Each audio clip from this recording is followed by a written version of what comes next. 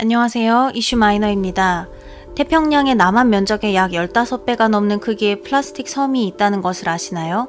바로 이 쓰레기 섬이 나라로 인정받게 되어 사람들의 관심을 모으고 있습니다. 플라스틱은 현대인의 생활에서 거의 모든 분야에서 다 사용되고 있습니다.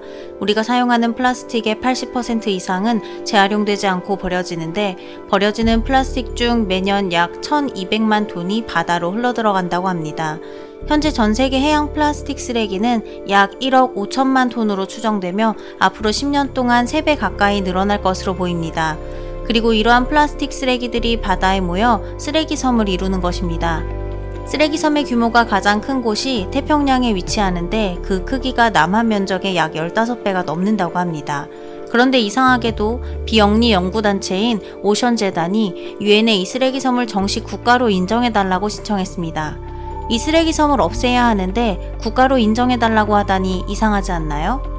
이 쓰레기 섬을 정식 국가로 인정해달라고 한 이유는 아무도 관심이 없는 이 쓰레기 섬을 청소하기 위해서였습니다. 유엔 법에 따르면 이 쓰레기 섬이 정식 국가로 인정받을 경우 주변국이 이 국가를 청소해줘야 하기에 실제로는 쓰레기 섬 국가를 없애기 위해 쓰레기 섬을 국가로 만들어달라고 신청하는 아이러니한 상황이 발생한 것입니다.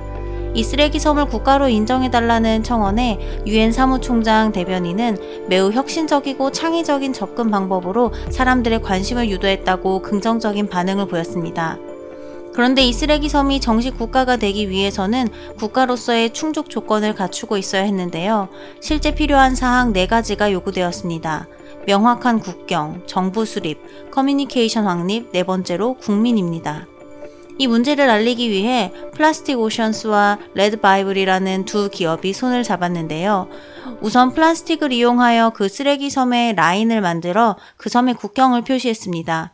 그리고 007에 등장했던 영화배우 주디 덴치는 쓰레기 섬의 여왕, 프로레슬러인 존 시나는 국방부 장관이 되어 정부를 수립했습니다. 그리고 광범위한 네트워크를 가진 온라인 미디어 업체인 레드바이블의 지원을 통해 전 세계의 모든 사람들과 커뮤니케이션이 가능하게 됩니다. 그리고 마지막으로 전 미국 대통령 알 고어를 중심으로 단기간에 20만 명 이상의 시민이 모집되었습니다. 뿐만 아니라 레드바이블은 화폐, 여권, 우표, 국기를 디자인하였으며 쓰레기 섬을 방문하면 여권에 입국 도장을 찍어주기도 한다고 합니다. 이 쓰레기 섬을 치우는 일에 전 세계가 나서고 있지만 사실 이 쓰레기 섬의 대부분이 일부 국가에서 나온 것으로 파악되어 논란이 일어나고 있습니다. 태평양의 이 섬의 쓰레기는 3분의 1은 중국, 나머지 3분의 1은 일본에서 온 것으로 확인된 것입니다. 중국으로부터 나온 플라스틱 쓰레기는 그들이 쓰고 버린 플라스틱들이 대거 태평양으로 유입된 것으로 보고 있으며, 일본은 쓰레기의 대부분이 2011년 동일본 대지진 당시 쓸려왔다고 주장하지만 정확한 시점을 확인하는 것은 쉽지 않은 상태입니다.